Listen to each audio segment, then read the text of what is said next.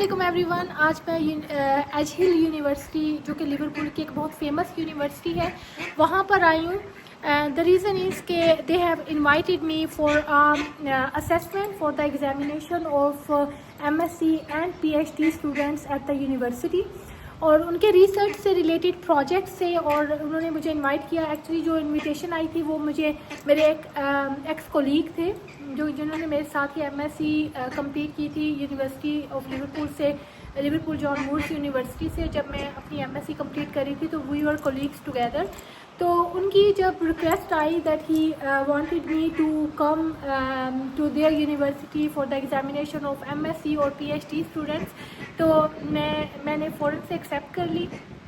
तो it was a great experience for me. आज जब मैं यूनिवर्सिटी में आई तो उन्होंने बहुत ही वार्म वेलकम किया मेरा, तमाम प्रोफेसर्स ने और जितने भी यहाँ पर एकेडमिक स्टाफ मेंबर था उन्होंने बहुत ही वार्म वेलकम किया, और हम लोगों ने बहुत अच्छा टाइम दोबारा एक दूसरे के साथ स्पेंड किया। और इसके अलावा मैंने जो है वो स्टूडेंट्स की असेसमेंट की, एग्जामिनेशन की, जो कि मेरे लिए बहुत ऑनर की बात है कि एक लिवरपूल जहाँ से मैंने अपनी एमएससी की स्टडी कंप्लीट की थी एक टाइम पर ऑलमोस्ट 12 ईयर्स अगो, और मैंने अपनी पीएचडी भी लिवरपूल जो है वो इस सिटी से कंप्लीट की थी। तो वहाँ पर आज मैं सिर्फ इसलिए आई कि मैं एग्जामिनेशन कर सकूं उन स्टूडेंट्स की जिन्होंने एमएससी और पीएचडी के प्रोजेक्ट्स कंप्लीट किए हैं। तो ये मेरे लिए एक बहुत ऑनर की बात थी।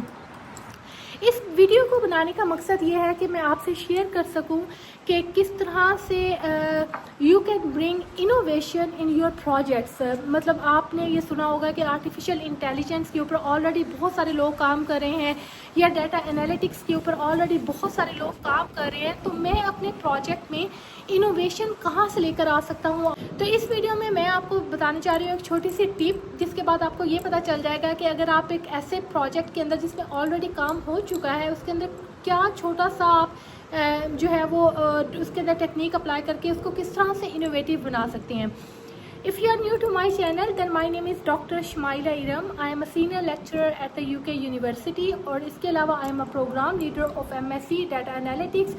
मैं MSc और PhD के स्टूडेंट्स को गाइड करती हूँ। मैं MSc और PhD के स्टूडेंट्स को उनकी स्टडीज़ कंप्लीट करवाती हूँ यूनिवर्सिटी में। आपको इससे रिलेटेड कोई भी क्वेश्चन करना हो, you can always come back to me and then I will guide you। चलिए जी, इस इंट्रोडक्शन के बाद मैं आपको बताती हूँ कि आपने अपने प्रोजेक्ट को किस तरह से इनोवेटिव बनाना है विद अ स्मॉल ट्रिक। अगर आप कोई भी प्रोजेक्ट कर रहे हैं और आपको लगता है कि इस फील्ड में ऑलरेडी कोई काम हो चुका है, तो आपने उसको नए सिरे से उसको व्हील को इन्वेंट करने की ज़रूरत नहीं है। आप किस तरह से किसी भी एक प्रोजेक्ट के अंदर थोड़ी सी ऑल्ट्रेशन करके आप उस प्रोजेक्ट को इनोवेटिव बना सकते हैं। किसी भी स्कॉलरशिप पोजीशन को आप इस तरह से अचीव कर सकते हैं। आज इस प्रोजेक्ट के लिए मुझे इनवाइट किया गया था, रिसर्च प्रोजेक्ट के लिए जो इनवाइट मुझे किया गया वो था application of machine learning techniques for the prediction of financial ये जो स्टॉक मार्केट होती है उसकी प्रिडिक्शन के लिए बुलाया था। अब स्टूडेंट ने क्या किया था कि उसने लास्ट 20 ईयर्स का डाटा सेलेक्ट किया, और इसके अलावा उसने क्या किया कि उसको एक नॉवल टच देने के लिए उसके अंदर सेंटिमेंट एनालिसिस का एक और जो ऑप्शन है वो ऐड कर दिया। मतलब उसने जो डाटा सेट है वो जो लास्ट 20 ईयर्स का उससे वो तो एनालाइज किया, जो कि ऑलरेडी बहुत ज़्यादा काम, अगर आप फाइनेंशियल जो ट्रेड मार्केट है, जो फाइनेंस प्रिडिक्शन है, ट्रेड मार्केट की जो प्रिडिक्शन है उससे रिलेटेड अगर आप प्रोजेक्ट को फाइंड आउट करेंगे, they are all over the internet. वो उसमें कोई भी नॉवल चीज़ नहीं है। लेकिन उस स्टूडेंट ने कितना अच्छा काम किया कि उसने साथ में सेंटिमेंट एनालिसिस भी किया कि फाइनेंशियल जो ट्रेड मार्केट है उसकी प्रिडिक्शन के साथ साथ सेंटीमेंट को एनालाइज किया जाए कि लोगों की उसके बारे में क्या सेंटीमेंट थी during the last couple of years के जब यहाँ पर ट्रेड मार्केट के अंदर कोई भी जो भी फ्लक्चुएशन आई थी उसमें लोगों के सेंटीमेंट्स जो है उनकी क्या प्रिडिक्शन थी। तो ये जो है it was a great idea, मुझे बहुत ज़्यादा पसंद आया। और मैंने ये सोचा कि देखिए उस स्टूडेंट ने किस तरह से छोटा सा एक और फैक्टर ऐड करके अपने पूरे प्रोजेक्ट को किस तरह से इनोवेटिव बनाया। इसी तरह से आप लोग जो भी काम कर रहे हो, आप उसके अंदर थोड़ी सी इनोवेशन क्रिएट करके, आप उसके अंदर थोड़ा सा न्यू टच देके, न्यू डायमेंशन देके आप अपने किसी भी प्रोजेक्ट को इनोवेटिव प्रोजेक्ट में कन्वर्ट कर सकते हैं। आप इस तरह से किसी भी प्रोजेक्ट को, जो भी आप प्रोजेक्ट आपके जहन में हो, उसमें एक नई डायरेक्शन, कोई नई डायमेंशन क्रिएट करके आप उसके अंदर एक इनोवेशन ला सकते हैं, ठीक है। तो आपने इस चीज़ पे वो सब्जेक्ट्स, ऐसे प्रोजेक्ट्स जिसमें कोई इनोवेटिव फैक्टर हो, उन प्रोजेक्ट्स को हम लोग हमेशा ज़्यादा इंपॉर्टेंस देते हैं as compare to other projects.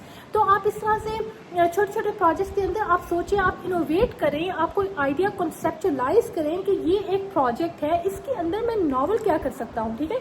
तो जब आप रिलेटेड लिटरेचर पढ़ते हैं ना, उसमें छोटे छोटे पॉइंट्स होते हैं, उनको लिख लिया करें कि अगर ये काम ऑलरेडी इस बंदे ने किया है, उस बंदे ने इस तरह का काम किया, क्या मैं इन दोनों को कंबाइन करके कोई एक नॉवल काम कर सकता हूँ। फॉर इंस्टेंस, जैसे मैंने आपको बताया कि फाइनेंशियल ट्रेड मार्केट की प्रिडिक्शन के ऊपर बहुत काम हो चुका है, बहुत सारा लिटरेचर अवेलेबल है, और इसी तरह से जो सेंटिमेंट एनालिसिस है उसके ऊपर भी बहुत काम हो चुका है, और बहुत सारा लिटरेचर जो है वो अवेलेबल है। अब उस स्टूडेंट ने क्या किया कि उससे इन दो डिफरेंट टेक्निक्स जो थी उनको आपस में कंबाइन कर दिया। प्रिडिक्शन जो है वो भी हो रही है फाइनेंशियल ट्रेड मार्केट की, और इसके अलावा जो है वो क्या हो रहा है कि उससे सेंटिमेंट एनालिसिस भी हो रहा है। अब दोनों को कंबाइन करके एक नॉवल काम क्रिएट किया जो कि पहले नहीं हुआ था। तो जब आप ऐसा कोई प्रोजेक्ट देखते हैं जिसमें एक न्यू प्रोजेक्ट आइडिया प्रपोज किया जाता है, उसका सोल्यूशन प्रोवाइड किया जाता है, तो उस प्रोजेक्ट को ज़्यादा इंपॉर्टेंस दी जाती है, ठीक है।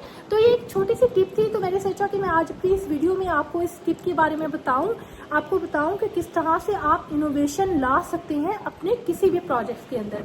अब मुझे इजाज़त दीजिए, मैं अब आपसे मिलूंगी अगली वीडियो में। आपको मुझसे कुछ भी पूछना हो प्लीज़ कमेंट सेक्शन में जाके कमेंट कीजिएगा, या फिर आप मुझे ईमेल कर दीजिएगा। I will always come back to you, और मैं आपकी किसी भी क्वेश्चन का, किसी भी क्वेरी का, कन्फ्यूजन का मैं आपको रिप्लाई करूँगी। अल्लाह हाफिज़।